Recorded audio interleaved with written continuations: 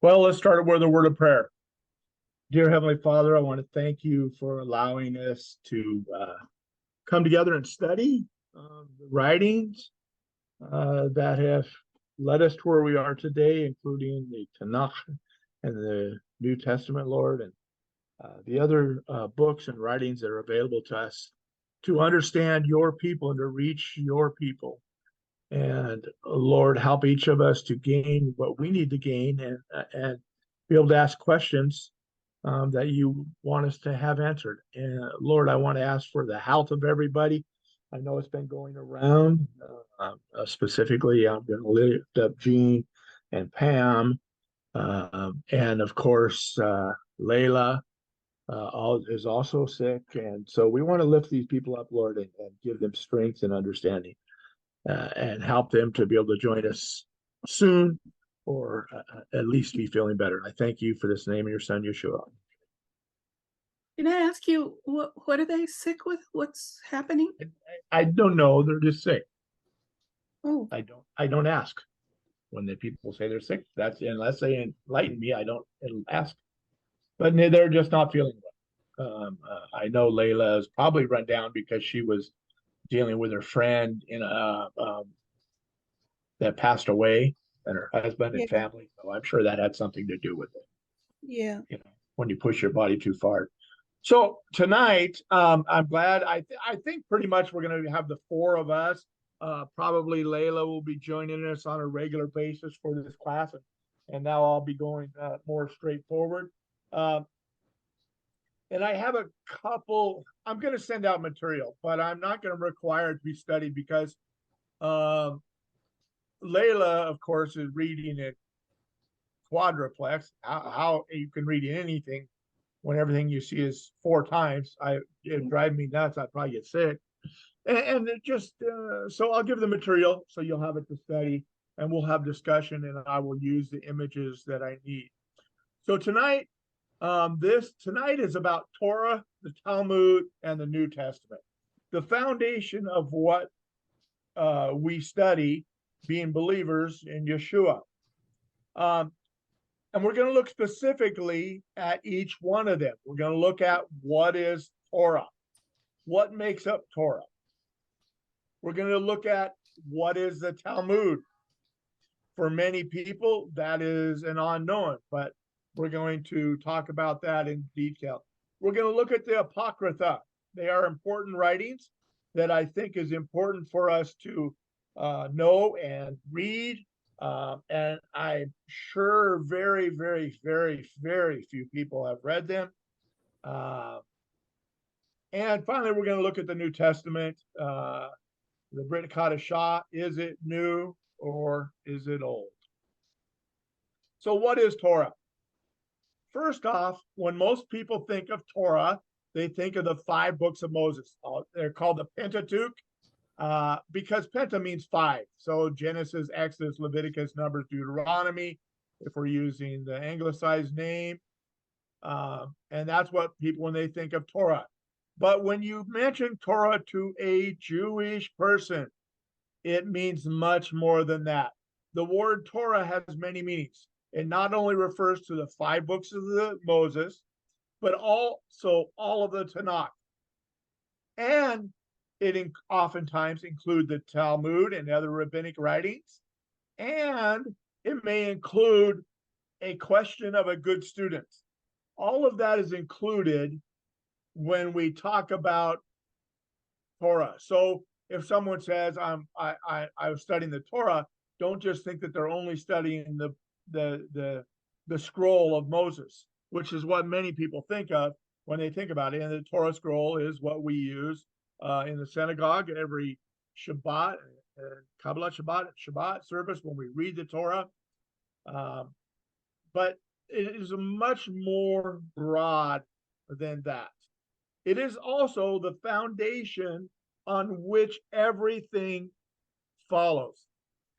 It is the foundation for the Mishnah. It is a foundation for the Gemara. It is a foundation for the Talmud. It is a foundation for the New Testament. It's the foundation for all of these items. For some of the Apocrypha, some of it is it's Apocrypha is part of it. And we need to remember that when we look at the Talmud is Hebrew for learning.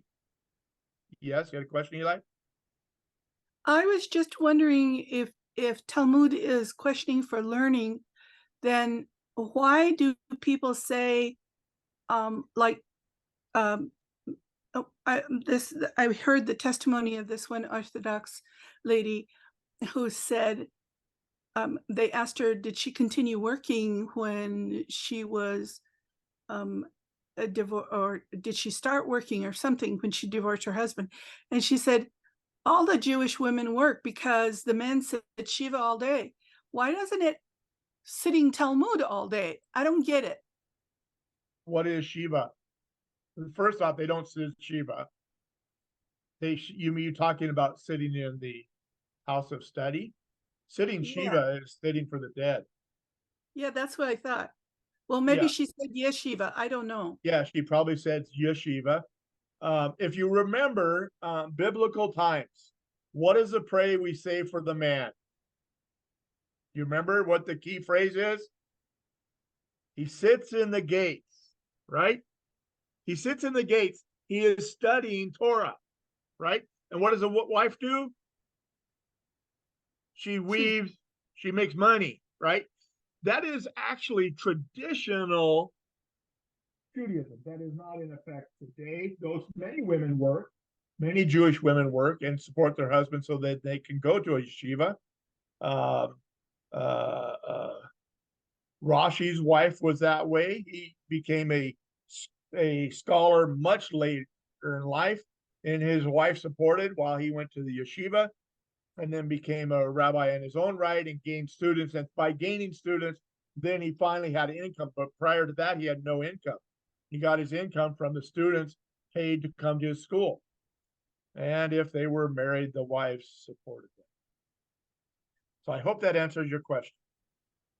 So the No, Talmud, it yes, doesn't. I don't understand why they don't say that they're in Talmud all day instead of yeshiva. because Talmud is only one small section of Jewish writing. We're going to look at the other Jewish writings further down. Kuzari, Duties of the Heart, Maimonides, Rashi. We look at all those. That's why it's in a yeshiva, and they study at a yeshiva, and they don't just study Talmud. Talmud. So here's the No, age. you said that it's the Hebrew word for learning. So It why is. aren't they learning all day instead of sitting yeshiva? What's the difference in the words? Well, yeshiva is school. Talmud is what you're doing, and they're saying that she says they're sitting yeshiva. It means they're going to school. That's all that means. She's not Okay. implying something else by it. Just that they go to school. No, I know she's not. I'm just wondering why one word is used for one thing and why it isn't Talmud, like for learning. They're learning all day. Well, we have the same problem in English, right? Okay. We have many words that are the exact same word, but they're used maybe used differently. I don't know the whole Hebrew uh, construct to be able to tell you that. I'd have to go look at the root word for Talmud, and it's probably based on the same root word, and that's what we have to look at. You understand how that works, of course. I thought Lilmot was to learn. I'm just a little confused between the words is all. That's all. Yeah, but and the other thing you have to remember is generationally over the millennia how his meanings changed, right? Sure. That's the other thing. Okay. So the Talmud is a collection of writings covering the full gamut of Jewish law and tradition, compiled and edited between the 3rd and 6th century.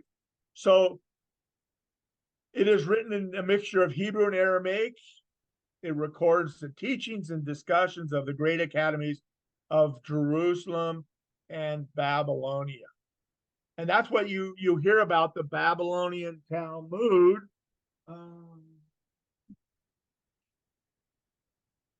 If you look, there's a copy A, book 1 of 72 books of the Talmud,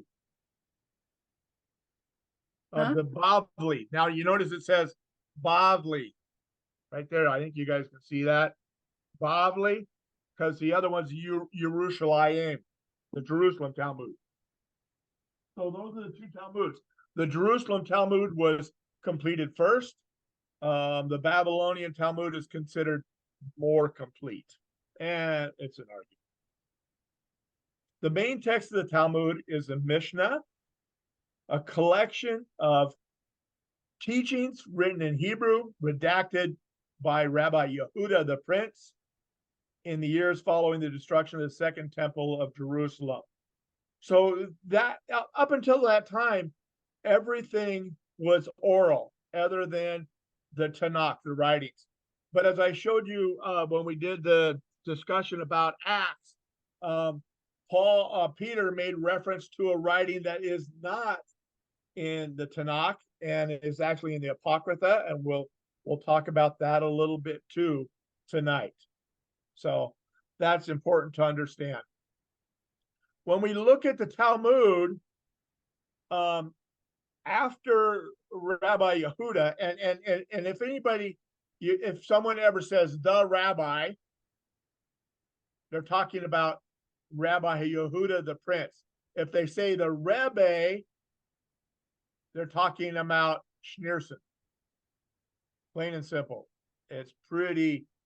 So if you hear those two terms, you're going to know one is modern. So Schneerson is no longer alive. But when they say the rabbi, they're talking about Rabbi Yehuda the Prince. So after he compiled all this oral tradition and wrote it down, over the next several hundred years after the completion of the Mishnah, the rabbis continued to teach and expound and write it down. And these two teachings were collected by two bodies of schools. The Jerusalem Talmud, containing the teachings of the rabbis of the land of Israel, and the Babylonian Talmud, featuring the writings of the rabbis of Babylon. And it's funny because, people say, well, the Jews returned from Babylon. Yes. Who waved their hand at me? Yes. I was just wondering, this is kind of an esoteric question maybe, but why would anybody want to listen to the rabbis in Babylon since they were not in, what is considered the glorious land? Actually, that's a very good question. And the reason for that is the fact that it is the oldest continuous school. It was where Daniel was. Daniel did not return to the land, right?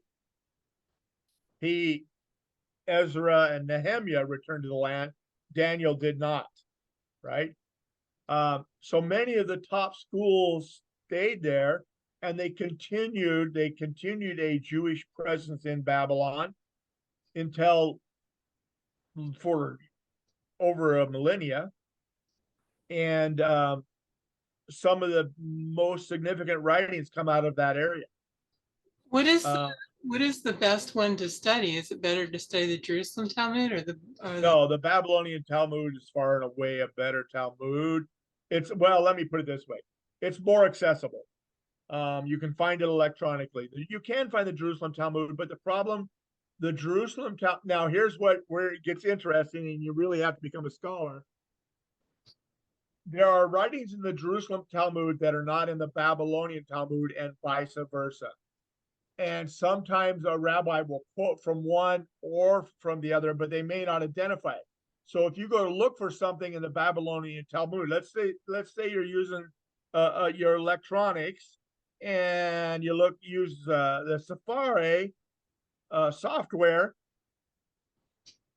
It is only on the Babylonian Talmud. It doesn't have the Jerusalem Talmud on it. And some of the writings in the Jerusalem Talmud are very important and significant. So understand also something about the Talmud. During the 8th, 9th, 10th century, Jewish people came under heavy persecution. Under the Crusades, they came under heavy persecution, and the Talmud was burned. over and over and over. And it got scrubbed, right? Many of the teachings that would support Yeshua as the Messiah were scrubbed from the Babylonian Talmud. The Jerusalem Talmud wasn't as widely dispersed, so sometimes you'll find those in the Jerusalem Talmud, and they're not in the Babylonian Talmud, because the Jews wanted to survive, so they eradicated some of those things so that people wouldn't kill them. Now, they find older versions all the time that have those, and they go, oh, this is different information. And it's because of that reason. It's called self-survival. They didn't want to die. Simple as that. These two works are written in Aramaic dialect used in Israel and Babylonia, respectively. That's another thing you have to understand. The dialect of each of the two Talmuds is different. Sasha is a great linguistic scholar, speaks 27 languages, cannot read the Talmud in its original text. He has to read an updated Hebrew or a English or Russian. He has in Russian as well, text version of the Talmud, because it takes a very specific, the Mishnah is a very specific form of Aramaic that was only used during that time period. Dr. Dukan, on his thesis of Daniel, to prove that Daniel was one cohesive book, used the fact that the Aramaic used in Daniel was only used at the time of Babylon. And so it destroys the argument that Daniel was in 3 different timelines, done by 3 different, and they call it Deutero-Daniel. It was constructed after the 1st century. That's how they got all the way to Romans and explained Daniel's dream. But the Aramaic was no longer existed at that time. That was 600-year-old Aramaic, and that was his thesis on that. So it's an interesting argument. Now, when we think about the Talmud, I wanted to show you a picture. Now, this is in Hebrew, and I'm going to blow it up for you guys.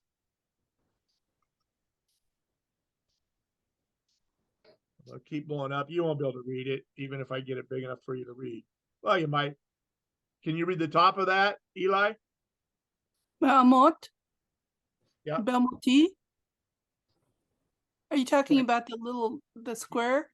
Yeah. No, it's, I thought that was a mem. Mayamoti. It is. I think it's too blurry. It's what? It is pretty blurry, but let me pull back from it and let's take a look at the construction of it real quick. So look at the way it's done. We're going to keep pulling back. Now you can see the whole page. Now I'm going to explain this, but you notice there's a square in the center, and then the decorated square in there on the top. That's a title. And we're going to look at this. But this is how you get when you get a Talmud, this is how it comes to you. But let me help you explain you how to. Okay. So from the earliest day, oral Torah was taught with the written Talmud. Oral Torah was taught with the written Torah. The Talmud is derived from the following specific principles of Torah interpretation.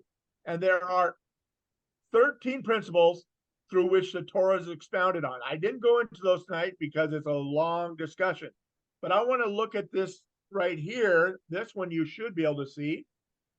So when you look at a Torah page, at the very top, it'll tell you which one. The Sidarim is the order. So it'd be Sardium, Sanhedrin, or Seeds. I'd have to look them up. And the tractate is like the chapter. And then you come down to the heading, and that little box where you were looking at it. And underneath that is the Mishnah. Remember, the Mishnah was compiled in 220 by Rabbi Yehuda HaNesi, the prince, codifying the law up until his time. It is written in Mishneh Hebrew, a collection of legal rulings and opinions by biblical scholars known as a Tananim. It is divided into 6 Sephardim sections, orders, with each order having 7 to 12 subsections. So this is how they started. So it starts, you read the part that Yehuda, the prince, wrote, and then you move down to the Gemara. And it again is written in Aramaic, not Hebrew. And there are 2 versions of it, which makes it even more confusing. And you need to read that. Now, then all the way around the page, I'm going to shrink it back down a little bit. All the way around the page are commentary. So Rashi is on the right hand side. Why? Because it's considered the most important commentary to date. And it is dated from 1040 to 1105. So typically, his is placed on the inside of the page against the binding. His commentary covers almost all the tractates in the Babylonian Talmud. It is printed in Rashi script, a form of Hebrew font that is traditionally used for commentaries. It looks completely different than the rest. And then opposite his, yes, Tammy? So when you say there's a heading, how Yes. does this relate to the Torah for us? I mean, understanding, does it tell you what part of the Torah they're talking about? Because it doesn't It talks about the subject. just the heading is about the subject. okay. And then in the Mishnah, he will make a statement about it. And I'm going to show you on the next slide how that relates and and then from there it goes outward. Well, I'll just read the verse. If the place the Lord your God will choose to put his name is too far from you, then you may kill any of your herd or your flock, which the Lord has commanded you, as I have commanded you. What does it mean, as I have commanded you? Well, I'm even more basic than that. Is that the heading? Or is that No, the heading is simply what they're talking about. okay? So what you asked, is that the Mishnah part? The Mishnah is the part by Yehuda, but let me just flip to what right here. I'll flip to it. No, that's a good question, Tammy. No, I have no idea how we use this because I can't figure out what it's about. Okay. You know what I mean? If the heading just, how do you relate that to the Torah? Okay. Or do you? Yes, you do. Okay, let's see if I can find the English page here. Okay. So, it is, so if I was looking at it, you see the Mishnah right there. It says where the Mishnah is that I showed you. Yeah. And it says, so here's what it says. It says, there's a biblical obligation to recite the Torah, recite the Shema twice daily, when we lie down and when we arise in the morning, as the verse states, when you lie down and when you arise, Deuteronomy 6:7. This obligation is not tied to the moment that the individual goes to sleep or gets up, but rather relates to time that is customary for those to engage in activities where the individual does so or not. So now they discuss it, right? His statement, his little heading tells you that. And now then the discussion begins. What does it mean? And each of the writers then give that. So what you have to understand when you're looking at Talmud, you have to, and this is where it gets very confusing, Tammy. You have to know what the heading is under, which is why using an electronic database, and if you really get interested in Talmud, you can get a electronic on an Apple iPad for only $800 versus $2,300 for the book, or $3,500 for the books. I know that's expensive, but it's electronic, and the difference is you can search by material. You don't have to have a basic understanding. So if I was to look, Let me see if I can find something that'll let me tell you. Okay. So the Mishnah then has headings. Seder agriculture. And then it's broken down below that, Barakot, which was the one we were looking at. The next one is Moed, holidays. The next subsection is family law. The next subsection is damages. The next subsection is sacrifices. The next subsection is purity. And that's it. Okay. So those are the big groups. And then they break it down further so under agriculture, it's about blessings and prayers. Pia, Mishnah Pia, crops left in the field. Mishnah Damara, produce from one who's suspected from neglecting tithing. Mishnah Kavilam, prohibited mixtures of certain plants. Mishnah Shavit, the 7th year of the cycle. Mishnah Masorot, separating tithes for the priests, the Levites, and the poor. Mishnah Masor Resini, tithe given, eaten in Jerusalem or exchanged for money. Mishnah Hala, how is bread separated? Mishnah Orla, how is fruit going on the tree for 3 years? Mishnah Barkim, first fruits and grains. That's one subsection. And then it expands from there. Okay. So you read this, you don't know what part of the Bible it's really relating to, because it could be several different parts, right? It could be many different parts, and they will give a textual reference in the reading. Usually it's buried in the reading. It's not at the top of the reading. That's why for me, I use electronic and I go hashtag boom, and it looks up everything under there. Now it may give me 100 possible different answers or 1,000 different answers, and then I have to sift through to find that. And that's why you spend a lifetime studying Talmud. Very difficult to understand. I don't know. It's only the first step, right? It's not something that is necessary for you to understand. It's just necessary to understand that all it is, this is simply, all 72 books of this are simply nothing more than discussion of how do we keep Torah. That's all it is. And there's differing opinions.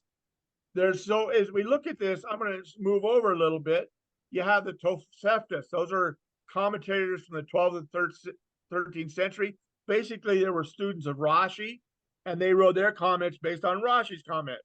And they often have different arguments. And then you can have cross references of halacha. You have other commentators. Over on the far right, we have the Masoret added in the 16th century.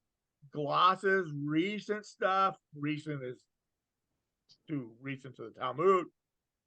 And down across the bottom, they'll tell you anonymous commentary. For some reason, somebody got recorded. Can I ask a question about all the different sections that you just mentioned? Yeah. They're not in here. They're not on this page, are they? What do you mean on this page? Well, there was one. Hang on a minute. Let me go back one page slide. You took one subject and right there. Yes. It's all on that one subject. No, I know that. That's not my question. I wanted to know, you said there's it was something, it wasn't halakha, but it was something else. And then you went through all these different types of things, yes. Categories. That's not on that page, is it? Yes, it's all on one page. There's all those different categories that you mentioned. Oh, the categories I mentioned? No, the one who I was talking with Tammy about, no, I was simply explaining the subsets within the Talmud for her. That's not on this page. This page is only dealing with the one subject. So where did you get the subsets from? You have to know the Talmud, and it lists them. Okay. This book here, this is what the first book you get. It's called an introduction to the Talmud. Explains that. Normally, this is a new edition, by the way. This is brand new. They just came out with it. Makes it much easier to find it, because how do you know where they're at? Well, if you haven't studied Talmud, you won't understand where they're even at, right? And that's what makes it very difficult. Because if I said, okay, go to Tractate Sanhedrin. Well, okay, so you remember the 6 categories I listed to you? Well, I remember there were 6 categories, but I remember the names. Okay, so the categories were holidays, family law, damages, sacrifices, purity. Where Are does you Tractate saying? Sanhedrin come to? All of those. No, it's actually only under one of those. Oh, really? That's the thing why you have to, it takes time to understand Talmud and how to use it. And for me, I'm not going to spend 20 years of my life studying Talmud.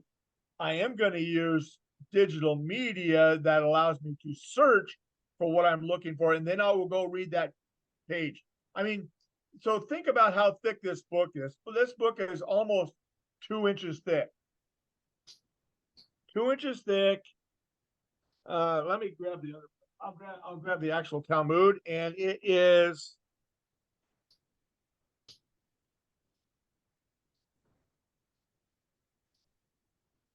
Hang on a minute.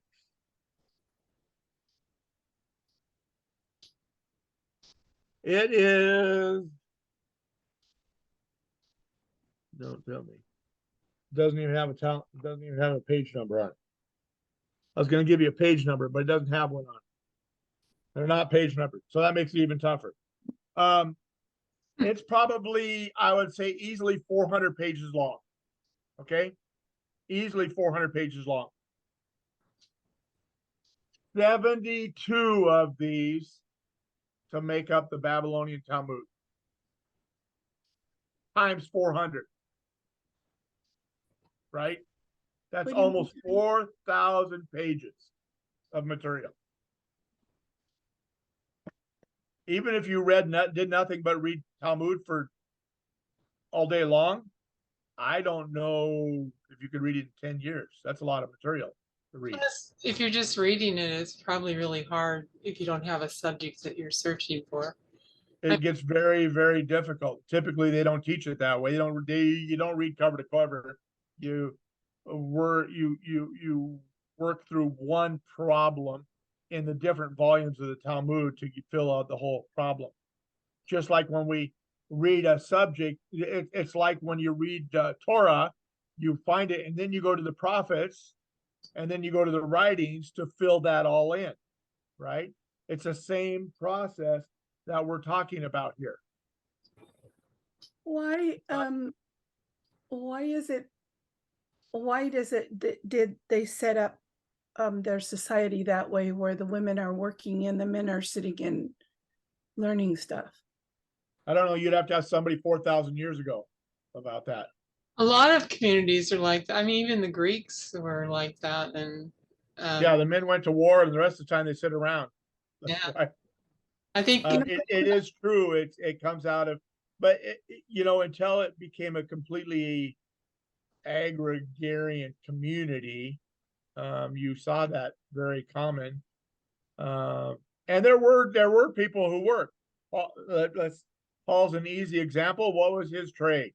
tent maker. He was a tent maker. That's what it says he was, right? But how many years did his parents pay for him to go to a yeshiva? Because we know his family was very wealthy and he went to a yeshiva for at least 10 years, right? And so he went to a yeshiva and they paid for it, but he learned a trade as well, right? It was common for men to have a trade and they would do a trade. Peter was a fisherman. Not all men were fortunate enough to sit in the gates. Only the ones who had typically some means of support. But even today, there's a very good film that I watched in Hebrew class It was about this is modern time Jerusalem, and how this Hebrew man who was ultra Orthodox wanted to get this perfect, what did they call the lemon we use for Citron, Rosh Hashanah? citron, Huh? The citron. citron. He wanted to buy the perfect one, but he didn't have the money. He had to go beg his wife for the money. And his wife goes, "Why do we want to spend that much money when we can get this one?" But he says, "This one's perfect and it'll make my day happier." Right? And they made a whole TV series about it. It's in Hebrew. But it was interesting to see this dichotomy of and that's why even in Egypt today, I mean, Israel today, which is why it creates such a problem in Egypt, the Orthodox, ultra Orthodox, are ultra poor, and they rely 100% on state aid to stay alive. They don't work. And the women have kids, so they can't work, right? 9, Well, 10 kids in an Orthodox community is not uncommon. how do they expect the women to be weaving all day and taking care of the kids and cooking and cleaning and doing everything anyway? That's their whole life. It's a Well, very heavy. It's different. Yeah, it's different than we understand it. It's kind of like the Amish, same thing. You know, that's their whole life. Amish men work. They work. They don't sit around. They do, but I'm just saying Well, not all Jews sit in yeshivas. that Yeah. that No, whole a is very small minority of Jewish men do that. You don't hear of any rich or young ruler, maybe a couple of them that sat and did nothing all their days. Most of them worked. I would You said, I'm sorry, Tammy. I just wanted to answer about when you said the Greeks did that too. That when Paul was up on Mars Hill and all those men came during the day to talk politics and everything else, the reason they were there and they didn't work was because they had slaves that did work for them. And those slaves were in like the you know how we have fjords in Norway and stuff, but Yeah. in the Mediterranean, there were those small kind of inlet places where they had slaves mining and working sun up till sundown. And a lot of those people were black. Their slaves were black. And it was the freemen that, I mean, if you lost your freeman tunic, you were out of luck in a Greek society. So Correct. them being so proud of democracy, I think, is just ridiculous. It makes me laugh. But anyway, it's the point is that those are the people that were sitting around. Not everybody. Most people were still worked in Greek society because there was a larger population of slaves. So did most Jews. Most Jews had to work. I would say it's the same thing. Same thing. Because I was think just about gonna it. say though, there's a greater population of slaves in Greece than there was of Greek freemen. Yeah, for sure. Yeah. Have their society. Yeah, but think about it. Where were when the angels appeared? The shepherds were on the hills. Well, the women aren't shepherds. The men are shepherds. Right. So many, only a very few were able to spend time in yeshiva. And in modern society, again, it's only the ultra Orthodox that do that. I know, it's just that you said the Greeks did the same thing. The men didn't work and the women did. That's not really true. It's just only I didn't say that. Tammy said that. I did. I meant that type of, but I agree. I kind of think of those who sit in the gate or in yeshiva as being people who have money or who have slaves or sometimes have the ability to do it. Have the ability to do it. And they're rulers. Like, you know, people like we think are board of commissioners, people like that who are making decisions and on the community. Judges and stuff. But you've never heard me read a blessing on the men because of that. You should. No, thank you. Yes. If they want to sit around. You don't think it's important for them to study Torah? Huh? You don't think it's important for them to study Torah? No, I don't. I think that the basic principles of what the Lord wants us to do are pretty darn clear. And somebody who wants to just sit around, And how do you make that clear? it is clear. How is it clear to you? Just by going to shul, you know. Okay. Whoa. Now you're talking about going and sitting. I'm not talking about sitting all day. I'm talking about They don't sit all day. Even in the prayer, if you read the prayer line by line, they do not sit all day. You need to go and read the prayer in its entirety. I don't care. I'm not going to do that. Well, It sounds so. The woman is supposed to be working all day long, and she's supposed to be making her husband proud of her. What's he doing?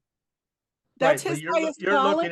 You're looking at it from an Eastern point of view, not from an agrarian society, not from a society of the Middle East. You're looking at it from an Eastern European point of view. Gee, I wonder why. Yeah, but that's why I'm saying when we're going to talk about that, because part of the problem that comes up in Christianity is driven by Eastern philosophy, Greek philosophy, not Jewish philosophy. So we're going to continue on though. Well, We're going to get hung up and never get done. you've never heard me say a blessing on the woman either, because I don't like that one either. So there. Well, it shouldn't matter if you like it or don't like it. Prayer is prayer. No, Prayer. no, it isn't. No, it isn't. That's what, if you were a Nazi, that's what you should believe. But if you're not, you should be thinking about what you're saying. You definitely should think about what you're saying, but I'm saying you Yep. need to think about it more. Think about it more. Okay, so why do we need the Talmud? Now that we went off on this bunny trail, why do we need the Talmud? Because let's look at the first verse. Remember the Sabbath day to keep it holy. 6 days you shall labor and do all your work, but the seventh day is a Sabbath to the Lord your God. On it you shall not do any work, you or your son or your daughter, your male servant or your female servant, your livestock, your sojourner is within your gates. For in 6 days the Lord made the heaven and the earth, the sea and all in them, and rested on the seventh day. Therefore the Lord blessed the Sabbath day and made it holy. And the second one, if the place the Lord your God will choose to put his name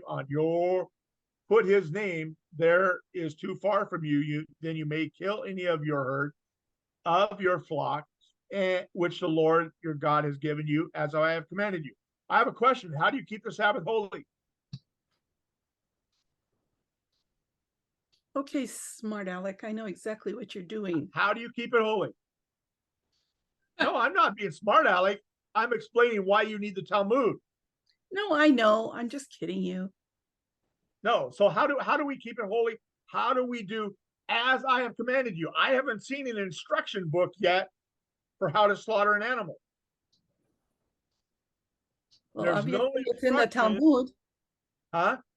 Obviously. Exactly. It is in the Talmud, and it's specifically how did I know that the stones from the altar when the Maccabees took it back were in the portico of Solomon? And how did Yeshua know that?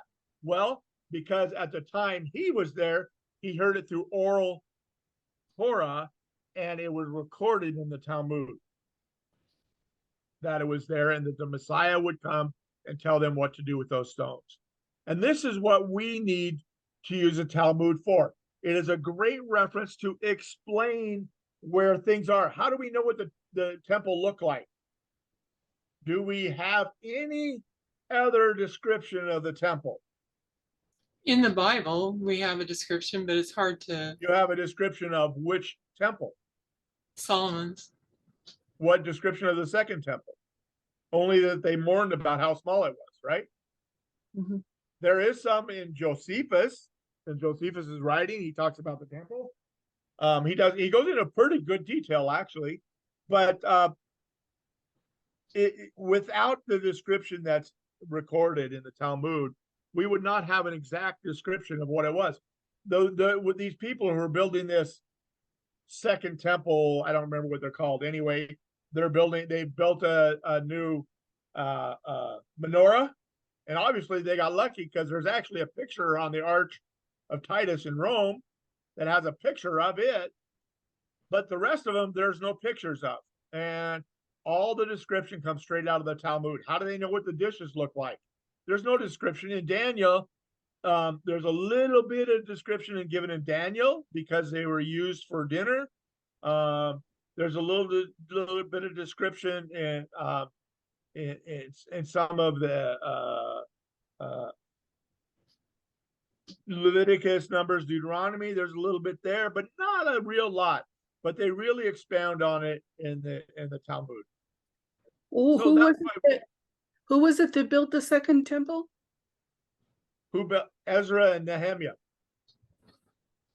Remember, they came back from Babylon. So who was it that it was something that happened after that? I guess I'm not thinking. It wasn't Herod. Herod rebuilt the temple. He rebuilt it. Yeah. Okay. He rebuilt it. He's the one who widened it to what it is today.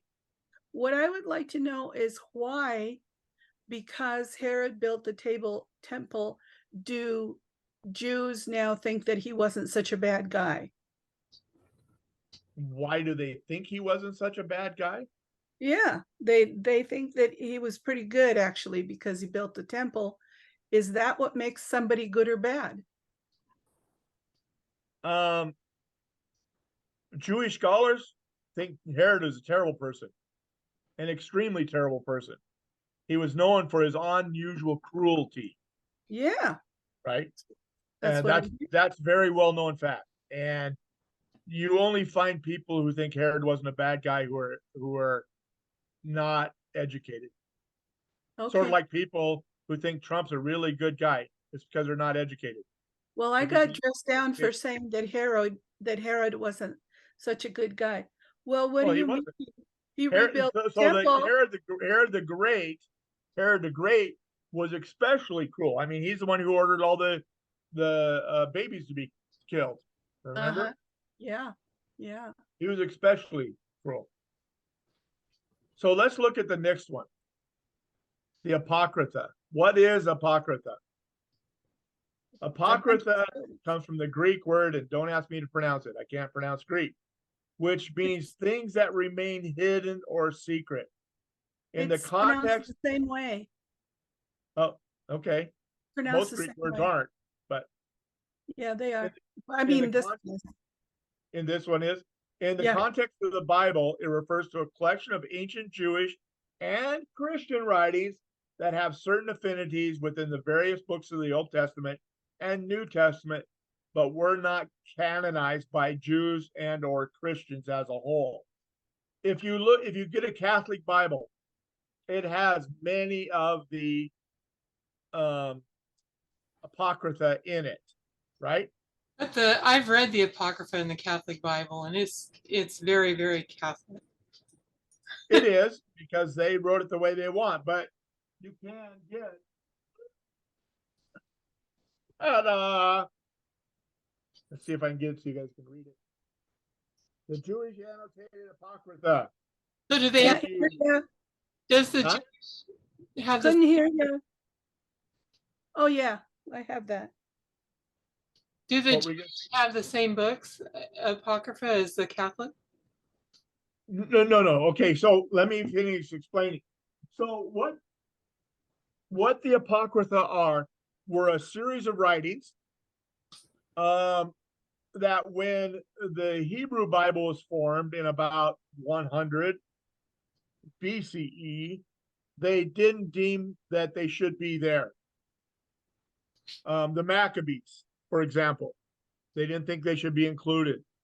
Though it does tell a lot about the temple and a lot about the history and a lot about, they even mentioned about the Messiah. And then, so they weren't included. And the Christian church, the Catholic Church said, well, these books should be included. And they're included in the center in a separate section. But of course, they were not. Some of them were written by Christians. Understand that, because they were from 1st, 2nd, 3rd century, right? They discuss many different subjects. They don't cover many subjects. They are broken down into 4 sections, and I just gave examples, right? They're broken into 4 sections: the law, the histories and stories, prophecies, and poetry and wisdom. Now, I only gave, like I gave the book of Jubilees because we talked about in Acts, histories and stories, Tobas and First Maccabees, prophecies, Baruch, wisdom, poetry and wisdom, Psalms 151, and if you remember, Psalms it ends at 150, and wisdom of Solomon. This is just a small subsection. Official ones that have been bound, there's like, I think 70. The Catholic Bible includes, I think, 12 or 13. I don't remember off the top of my head. They don't include all of them. But then when they found the Dead Sea Scrolls, they found many other Apocrypha they weren't including. There was writings from the Essenes that weren't included. But those were all, they were considered hidden or secret or special knowledge, right? So are these And that's what it's for. Yeah. books of like Enoch that they've come up with, and books of Thomas and all of these things, are they considered Apocrypha? Are they? Yeah, they're all Apocrypha.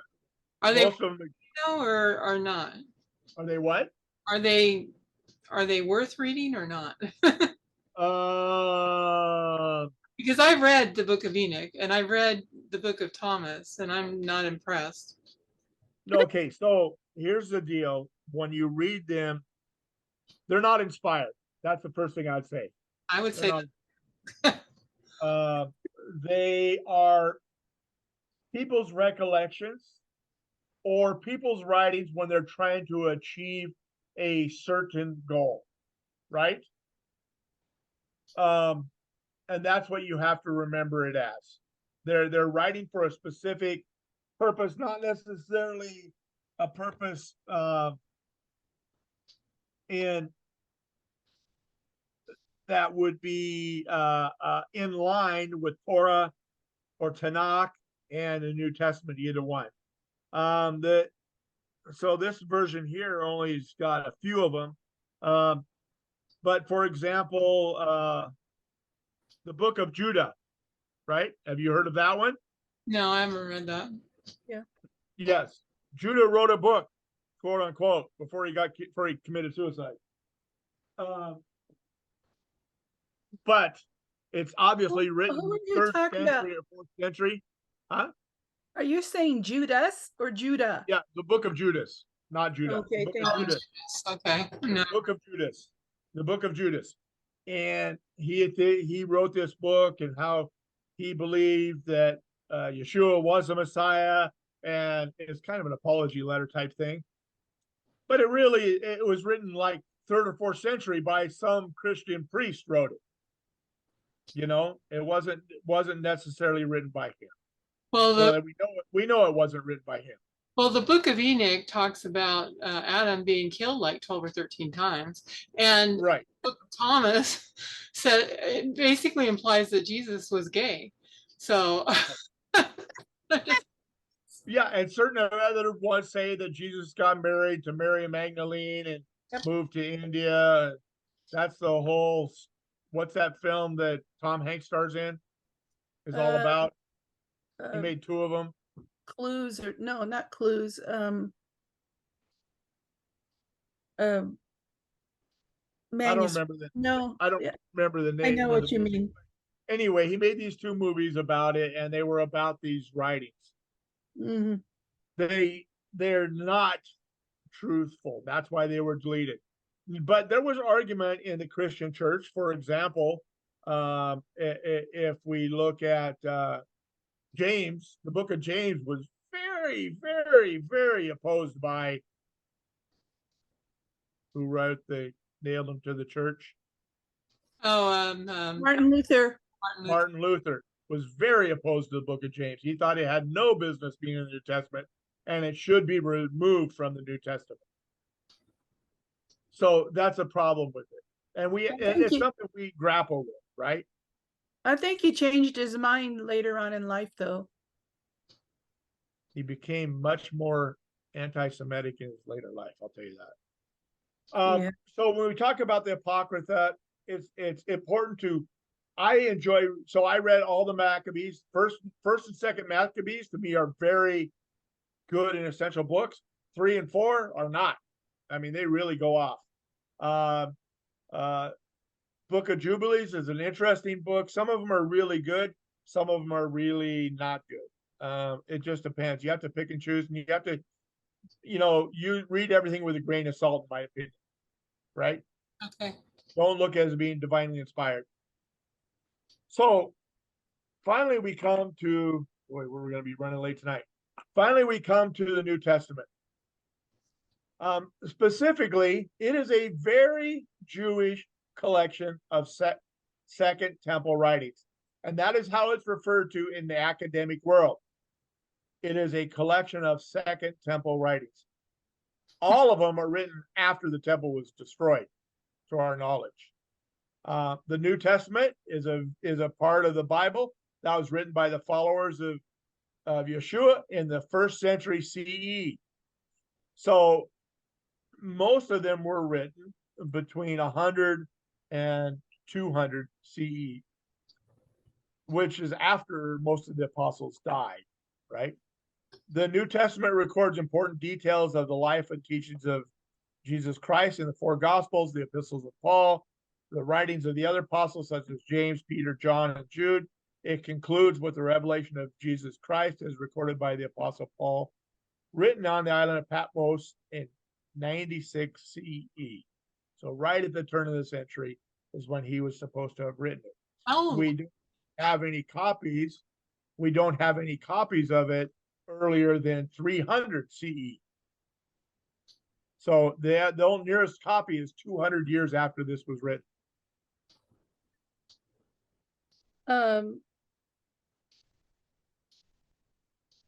Why?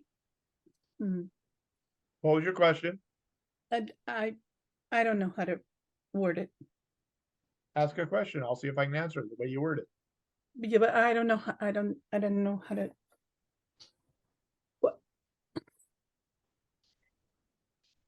Why do we have problems understanding who wrote the Gospels and stuff if these books, the Gospels and the books and stuff, if these people were dead? Why are there arguments about who wrote the Gospels? Or Because who wrote the question of authorship comes into play. Now, that question of authorship didn't arise for almost 1,000 years, right? But now we have questions of authorship because of writing style. When we look at, so a classic example is Paul. Paul is attributed to almost 80% of the New Testament, but they know that some of the things that were written, for example, Philemon, is that the one I'm thinking about? There were a couple of them, I'll have to look on the list of, that were definitely not written by Paul. They were probably written by Timothy, right? And so academics get into arguments about sentence structure, because Paul wrote it a very specific way, in a very specific manner. He was very much a Greek speaker, right? Luke, that's why they know that Luke did Luke and Acts, because his Greek is picture perfect, textbook perfect. The others are not so textbook perfect, and they try to decide who wrote it based on the writing style, the structure, and the subject. And people just get into discussions whether it's valid or not valid. If Luke was so fluent in Greek, and he was he a Jew then, or wasn't he? He would be a convert. He would be a convert. Yes. Okay, because people talk about Hebrews, people talk about other books, but to me, even Acts is a Jewish book. Acts is a Jewish book. He's a convert. That makes him one of the people. Hold on a split second. Yeah, but it sounds to me like he's been there forever and ever because of the way he thinks and the way he writes. Yeah, it's true. Hold on. Hey, can you call me back in 10 minutes? What do you need?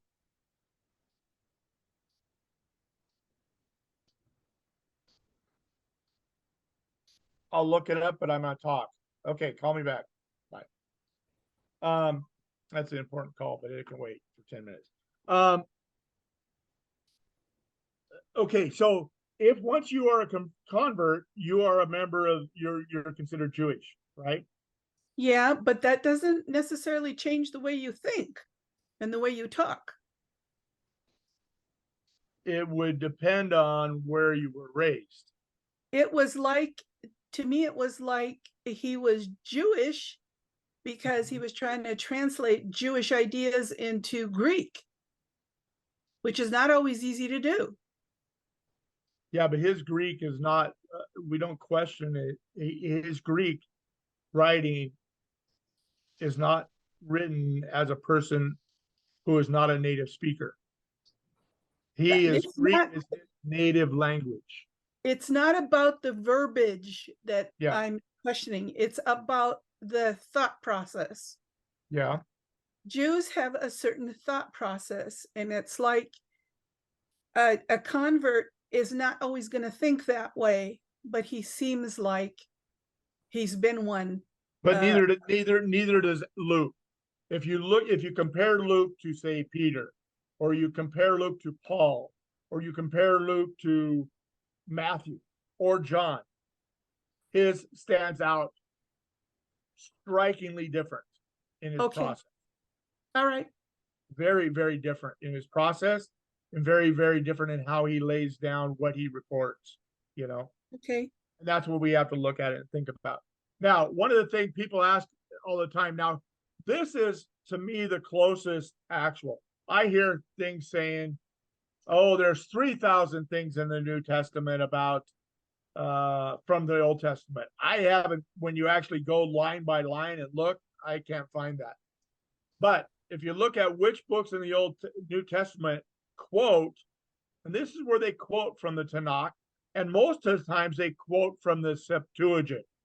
The Septuagint is the one that was translated from Hebrew into Greek by 70 elders who sat in 70 rooms, and they wrote it, and they were all exactly the same. That's a myth. Can I ask you, were these elders that were Jews and they translated it into Greek because they knew Greek? Or they were all members of the Sanhedrin, according to the story. It's not likely a true story. And the reason why 70 people aren't going to translate the same language exactly the same way. Yeah. And what year was that translated in? What year was the Septuagint translated? I think in 300, but it might have been later than that. It's a pretty known fact. So what year was the Septuagint translated?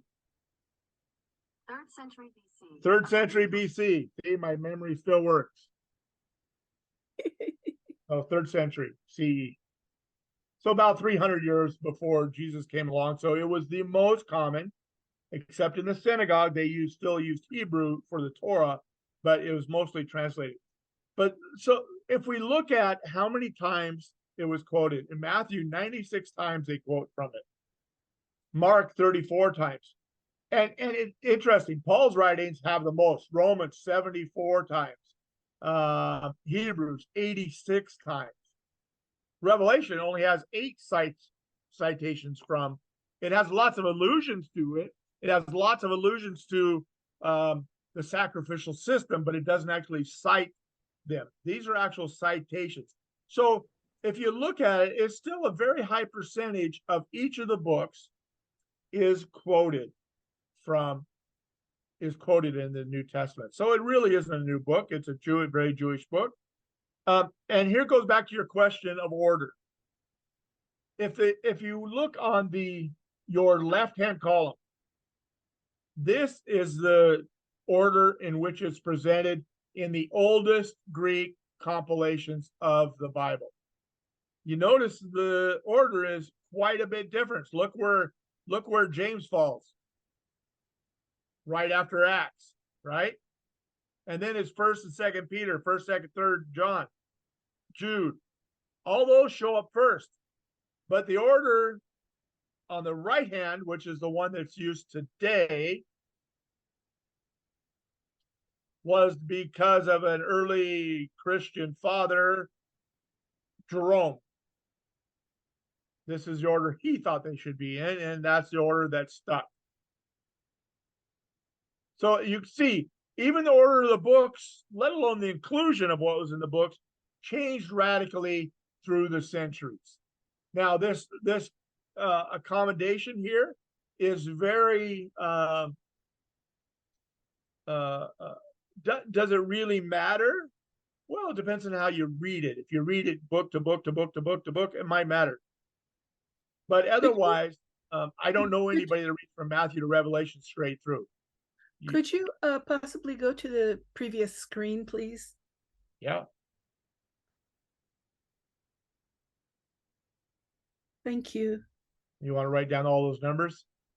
No, I'm writing something down. Something else. It seems like there are very few books that were not quoted. Yes. Obadiah, Nahum, Zephaniah, and Esther are not quoted anywhere in the New Testament.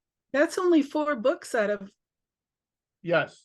And Song of Songs is only quoted one time. Just for point of notice. All the rest are quoted multiple times. Okay. So we discussed how the order of the books and how they've come into being. As we end up tonight, we're running late, but I want to do this little thing. The parable of the Good Samaritan. When you think about Jewish thought, this is a classic example. On one occasion, an expert in the law stood up to test Jesus. Teacher, he asked, what must I do to inherit life? Jesus replied, what is written in the law? He replied, how do you read it? He answered, love your neighbor, love the Lord your God with all your heart, with all your soul, and all your strength, and with all your mind, and love your neighbor as yourself. Jesus replied, you have answered correctly. Do this, and you will live. But he wanted to justify himself, so he asked Jesus, and who is my neighbor? In reply, Jesus said, a man was going down from Jerusalem to Jericho when he was attacked by robbers. They stripped him of his clothes, beat him, and went away, leaving him half dead. A priest happened to be going down the same road, and when he saw the man, he passed by on the other side. So too, a Levite, when he came to the place and saw him, passed by on the other side. But a Samaritan, as he traveled, came where the man was, and when he saw him, took pity on him. When he went to him and bandaged his wounds, pouring oil and wine, then he took the man on his own donkey, brought him to an inn, and took care of him. The next day he took out 2 denarii and gave them to the innkeeper. Look after him, he said, and when I return, I'll reimburse you for any extra expense you may have. Which of these 3 do you think was a neighbor to the man who fell into the hands of the robbers? The expert in the law said, the one who had mercy on him. Jesus said to him, go and do likewise. Now I have a question. What is the parable of the Good Samaritan about?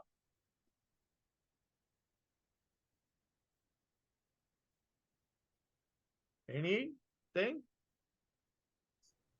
It's about who is a neighbor, It's about. Okay. how you take care of other people, how you love other people. So who was the person that was robbed?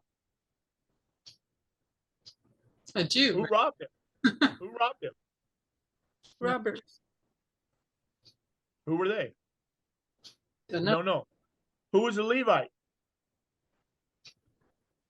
Yes. Why didn't the Levite help him? Because he didn't want to become polluted. What about the priest? Same thing. Okay. So I'm going to tell you, you're both wrong. Oh, really? Which way was the priest and the Levite going? I have no idea. Direction. It said they were going down from Jerusalem, Away from? which means they had already done their duties, and any thought of purity would not even cross their mind. And the problem is, here's the problem. In Deuteronomy, it says you're obligated to help the individual, even if it makes you impure. Now, if they were afraid of a robber, still they should take care of him. Still they should. But people, I hear purity all the time, and purity is definitely, absolutely incorrect. It had nothing to do with purity. Jesus was teaching a version, he was talking about compassion. Because it doesn't even mention who the Good Samaritan was. What is the Good Samaritan in relationship to this story? Who was the person in the ditch? Who was the likely person in the ditch? Let me ask you that question. The Samaritan. Who was the likely person in the ditch? Not the Good Samaritan that saved him. Who Oh, was the likely person? Jew. A Jewish person. Okay. So here's the thing you have to think about. What if the traveler was an Israeli Jew on his way from Jerusalem to Jericho? And two people passing by, a Jewish medic from the IDF and a Christian missionary from the US. They both walk on the other side. But the person who has compassion is a Palestinian Muslim, a Hamas sympathizer. What this story of Good Samaritan is about compassion, even for those that hate you. Because the likelihood that it was a Jewish person in the ditch, we hear about the people past, 2/3 of them that they talk about were Jews. So it is highly likely that it was a Jewish person and they were coming from Jerusalem. So purity did not come into play. It is about how do you have compassion about with your enemies? Do you have compassion for them? Or do you not do your obligation, which is to take person? In the case of a Jewish medic, it's his responsibility to heal that person. In a Christian missionary, that's what they talk about. Let's be like Jesus and help people out. Instead, they passed him by. But a Hamas sympathizer helped him out. It's the same thing. The story is a story about compassion. And if you remember, what was the last line that Jesus told the person? Go and do likewise. Go and do likewise. He didn't tell him to act that way. He said, go and do. It was about action, taking action and doing action. And that's really what the whole parable of the Good Samaritan is about. It is about being compassionate to those who hate you and helping them even when that's not what you want to do. And not only that, going above and beyond, because remember, not only did he put him on his burro and treat his wounds, he took him to a hostel, hotel, and he paid for his room and board and a med doctor to come to it and help him. Right? That's the whole, that's the whole thing of love your neighbor as yourself. It is. But it's not just your neighbor. It is the person who hates you. Right. It doesn't matter who that individual is. We shouldn't decide based on whether they're a Republican or a Democrat. So it'd really help these people if they would figure that part out. Jonah has the same message. Yeah, Jonah has a very, very similar message, right? He didn't want to help these people out, and yet he went to Nineveh. He was upset about it, obviously. He'd rather be thrown and eaten by a fish than go to Nineveh. And that's the story that Jesus was trying to tell these people. Mm-hmm. And that's when the Jewish people that he told this parable to, they would not have been thinking about the purity of the Levite, because they recognized, oh, he's going down. Oh, the priest is going away. They've already done their duties. And they're obligated. It's their obligation to help that person in the ditch, whether they get robbed themselves or not. Do you not think, though, that it is difficult for human beings to separate being really fervent in their religion and, being a Jew that's walking the halacha and all of a sudden having to come out of that? And I don't know how to explain it, but it's but the halacha says that he's required to help that person. I regardless if understand. it's I contaminated. understand. I mean, your comfort zone. You're coming Yeah, out it of your might be comfort. that might be to come out of your comfort zone, but especially a Levite, one who teaches Torah, he would Yeah, know that the first obligation is to help the individual.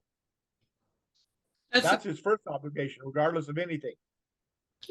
Yeah, maybe Tammy. maybe in people's minds they feel like they don't want God's glory to be tarnished because they know the proper glory of God and the proper way to worship him. And so I don't know, I'm thinking if I were in that day and age, how would I react? And I don't really see myself walking by the person. Well, maybe if I'm a woman and he's a man, I'd have to go tell somebody else to come and get him. But I'm just saying, if I were a man, then I don't see where I really would walk by. I'm just being honest, but Oh, I think it might that's the whole point. behoove me to put myself in those people's place. Right. And that's really what we're trying to do in this class is put yourself in that place. Think about it as a person of the Second Temple. And then when we're talking, as we move up later through later literature, we're going to put ourselves in the place of those people. And we're going to move ourselves up. When we get to the Holocaust, it's terrible. I almost started drinking hardcore alcohol in my Holocaust class. It was so bad, right? That people could do that type of things. It's sort of like what's going on with Hamas right now, right?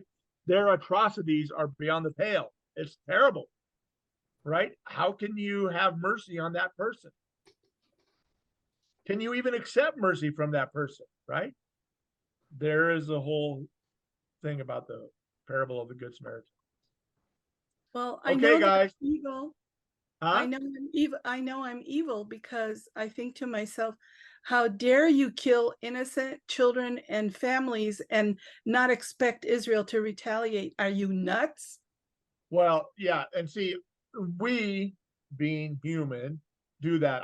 When I was in college, I took administration of justice, and as part of that, I did ride-alongs, and I was involved on one where this kid had cigarette burns in the small of his back, round Ooh. cigarette burns, right? And I told the person I was riding along, just give me 5 minutes. I'm not a cop. Give me 5 minutes with this guy. I'm an expert in the martial arts. Give me 5 minutes with this guy. He says, I would love to. He says, I'd love to give you 5 minutes with this guy because I would have beat him half to death in that 5 minutes, right? But fortunately, I didn't because I would have been up on assault charges, et cetera, et cetera. But I know that feeling. I mean, when you see some of the horror that goes on, there was a girl that I used to teach at a middle school called Shumway. You might know that one, Tammy. Shumway in Vancouver. no. This might have been before you were there, but they got this bright idea to put all the gangbangers in the Vancouver area, middle school gangbangers, into the same middle school and eliminate it from the other schools, right? Oh, great idea. Put different factions in one school. Not a good idea. The war zone, right? Oh yeah, it was constant. But anyway, I had the first period class and I was teaching phys ed, and I had every parent sign a paper that I could treat them in a manner consistent with the martial arts, because that's what I was teaching them as part of my program. And so I made every parent sign a release, which means consistent with the martial arts, I could hit these. I swung back, right? You swing on me, guess what? Rules don't no longer apply. And I had this girl come in, and every morning we'd start off with a little run. I mean, we'd go around the gym like 10 times, right? No big deal. I mean, maybe a quarter mile. This girl, by the end of the quarter mile, would be throwing up every day. By 3 months of doing this every day, I says, you got to talk to me. What the heck is going on with you? Nobody knowing that you're going to run every morning when you come to school is going to throw up. And the reason we did that, because the whole program, the deal was to dial their energy down left so they could go through school and not start fights, right? And I taught them how to fight, because once you learn how to fight, you no longer want to fight because it's painful, right? Anyway, finally 3 months in, she breaks down and tells me her mother had a boyfriend that was abusing her every single night.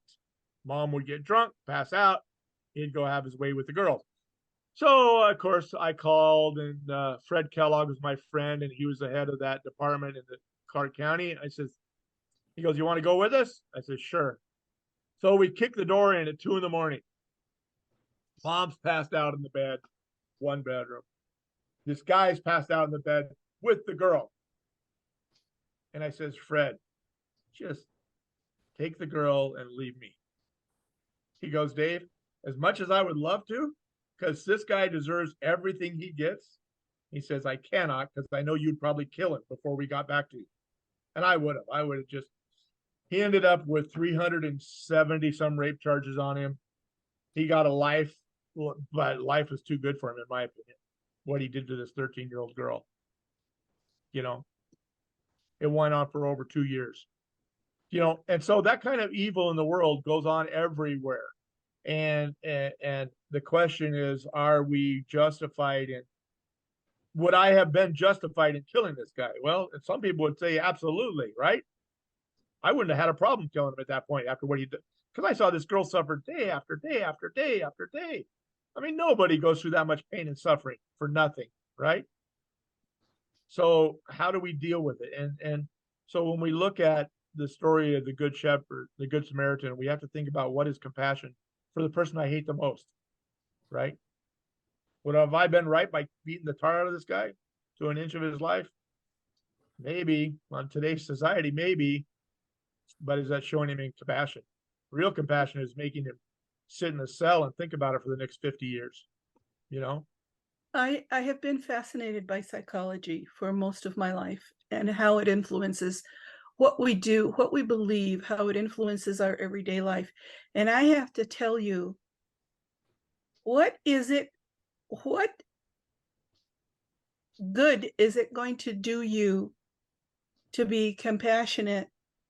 I ask myself this question. I'm not saying I'm right, but what good is it going to do you to be compassionate to someone who's freaking insane?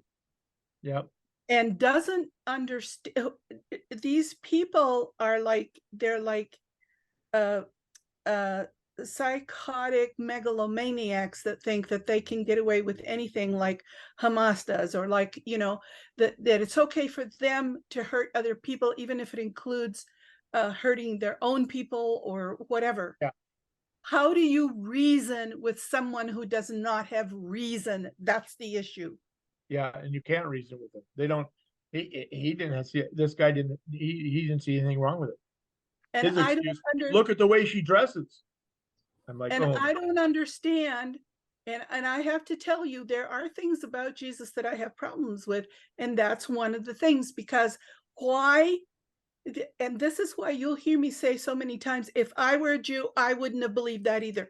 Because in those times, the Hebrew times and Judaic times, they had stonings because they did not want perversions to keep going and going and going. True.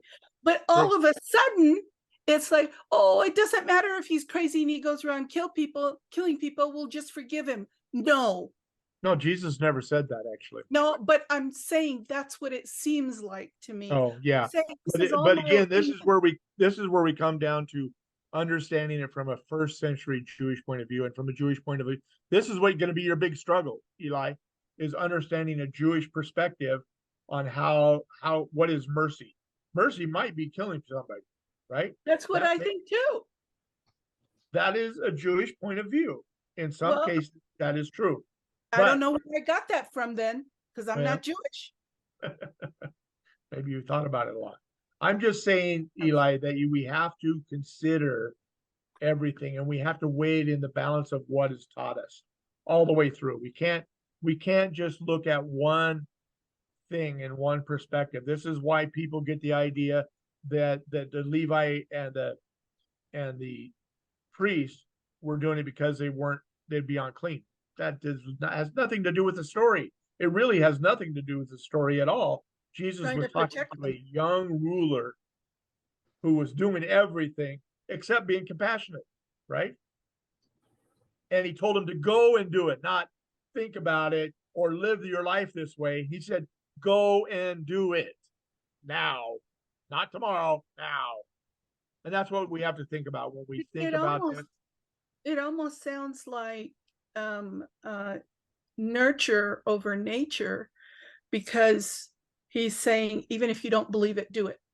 You know, I gotta say, a lot of Jesus' parables were about compassion in Yep. different stages. And I think it was probably because the Jewish rulers took the law so seriously and they'd forgotten that they needed to have compassion on people. You But know, I thought the law was compassionate, Tammy. I thought that's what the law was about, was compassion. Right, but then you have to weigh the statement that Jesus said, and a couple of the rabbis said the same thing. You made my law so heavy, right? Because you keep adding fences around, Oh, okay. and that's what we have to think about. How many fences got added around it? When we read the Talmud, if at some point you decide you want to read the Talmud, I'll start you on that path. But it is they have many discussions about that, a lot of discussions about it, and how do we interact with people at what point. For example, there's a modern talk about we're gonna discuss night. You've heard of the book Night? yeah. Oh, Night, Dawn, and Day by Elie Wiesel. He's still alive, I think, if he didn't pass away last year. Anyway, he's a Holocaust survivor. He was a practicing Orthodox Jew. And the book is about night, about him losing his belief in God. And then dawn and day, and he comes back full circle. And it really is a story of how horror can affect you, but how you still come back and realize God is still there through the horror. So anyway, we're going to end tonight. We've been an hour and a half in our little discussion. We'll continue our study of Jewish thought. Don't get discouraged, Eli. Just keep reading, thinking, processing. In order to understand Jewish thought, you have to understand Jewish writing, whether you like it or not. it just doesn't feel like I'm very much of a believer when I think things like this. If you didn't question it, I would question whether you were a believer. Torah, understanding Torah is not enough to just have it in your heart. You have to have it in your head. If you don't have it in your head, it doesn't matter. James said it very clearly. Faith without works is dead. So you have to understand, and you have to take time to understand. And in that understanding, you have struggle, right? You don't think I haven't thought through of what is it to mean to believe in God, right? Yeah. People, I have some guys here at the mine says, oh, we should just go take the Capitol. I could take out all those guys. It says, the team I was on with 12 guys, I could take on everybody here at the mine, all 300 of you, and not one of you would be standing. Every one of my men would be standing. I says, you don't have a chance. You don't understand the reality of war. You don't understand what it does to your soul. I was in a bottle for 5 years, drinking a fifth of vodka a day, because I couldn't deal with the pain. Does anybody in this group know when I started drinking hard liquor? No, probably out of the military. Nope. I was 2.5 years old when I started drinking hard liquor. And Because between the time I was 2.5, because you were having a tough time. Between 2.5 and somewhere around 9 or 11 or something, I had passed out. I had blacked out so many times the night before from drinking that I couldn't remember what I was doing or not doing. Yeah, and basically it's a way to cover pain. That's all it is. And whatever that pain may be, and I don't know your pain, as you don't know my pain, but we have commonalities, and it's not where we were, it's where we are, and how do we keep moving forward. And that's the point. You keep moving forward. I mean, the Rocky movie, the latest Rocky movie, had a great saying in it. It doesn't matter how many times you get hit. It's the fact that you keep moving forward. And in our case, we keep moving closer to God, right? And that's a fight. It's a fight sometimes because that is not what the devil wants us to do. He doesn't want us to go closer to God. He wants to drive us away from God with our doubts, with our mind, with our intellect. When we get Sometimes to the it doesn't. booty, Sometimes it doesn't feel like I'm getting closer to God because I'm busy arguing with him, because I don't know what's right and what's wrong, because there's all these evil people that are destroying everybody, and it seems to be okay. Of course, yeah, I understand that he can't go around showing himself to everybody, because then there would be no doubt, and faith is not based on a scenario where there's no doubt. There has to be faith. It can't be a case of no doubt. It can't be a case of a dictatorship that everybody's absolutely seen God, and so therefore, if they don't want to follow him, then they're really condemned. You yeah. know, I Let me, understand all that, but you read quite a bit, right? I did not anymore. My eyes are really bad. Can you read? If I send you I have a book. It's a very Jewish book, and it's difficult. But as a person who rationalizes things, it will definitely help you rationalize your way through it. I mean, even if you have to get a reading plate to put on it, a magnifying plate, they're pretty good sized books. I will send it to you. Did I send you Duties of the Heart, Tammy? Yes, it is a good book. I think it would help you settle some of your problems, some of your issues, and come to grips. How do you have a discussion with God? So I'll do that for you. I'll have to wait till my next paycheck, but I will order you a copy of it. It's kind of a big book, and it's kind of a difficult book, and you have to kind of take it in small bites and don't try to read it all at once, because you try to read it all at once, you go nuts. For me, I read a chapter and then I stop and I don't touch it again for a week or 2 weeks. And then I come back and tackle another one. I know Tammy started. How far have you gotten? Have you even got through one book? No, I haven't gotten through one book yet. I read it when I get a chance. I take it to work with me and I'll read it like on my breaks and things like that. So not every day. It's a difficult book, Eli, because it requires rational thought. You're a very rational thought person, and it will help you in that. And that's what I'll do for you. I will get it, and then you and I can discuss it privately, how it affects you and how it affects our lives. Okay? We're here for you. Part of the reason why it affects me so much when there are wars in the Middle East is because I lived there. I lived in Syria. I lived in Lebanon. It became like home to me. And Right. it's just like, you're not sitting around crying all the time, but your heart is so sad that your eyes are leaking all day or something. It just really hurts me that people think it's okay to gang up on one little nation and try to destroy it. And I wouldn't care what their beliefs were. They could be the Muslims and the other people could be the Jews. I would still be upset. Does that make any sense to you? Oh, no, I agree. It's not always about that, oh, I'm taking the side of the Jews. I see the rationality in the Jews, but it's like that guy that wrote that book, Son of Hamas, that his father started Hamas and stuff. He said, everybody asked him, where was the point? What did you have a vision? Did you have an encounter with Jesus? Is that how you became a Christian? He said it had nothing to do with that. He said it's just observation. He says when you base your culture on hatred and wanting to destroy someone, and the other people are basing their culture on love and wanting to help people, you can't help but see that. Right. And I thought, okay, so why can't I, in this case, be like, basing mine on love and helping them? Because I think they're insane. That's why. I've Some of worked them with are. Muslims. Some of them are. Not all of them. I have Muslim friends. We have intense debates, right?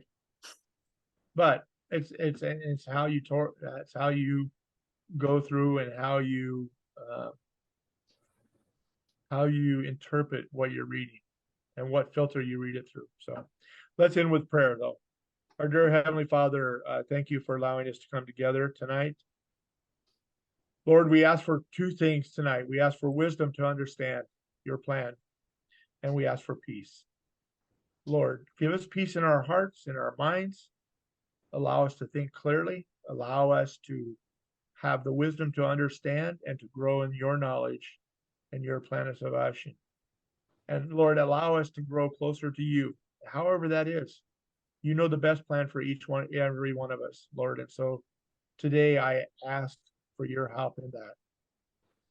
And again, Lord, I ask for those who are not feeling well tonight, Lord, give them your healing strength and watch over them and watch over Israel and the people of Gaza as this terrible war rages on. And of course, Ukraine, Lord, which people seem to forget about, but we do not forget about, and help them to strengthen their resolve to stay a free country. And I thank you for these things in the name of your son, Yeshua.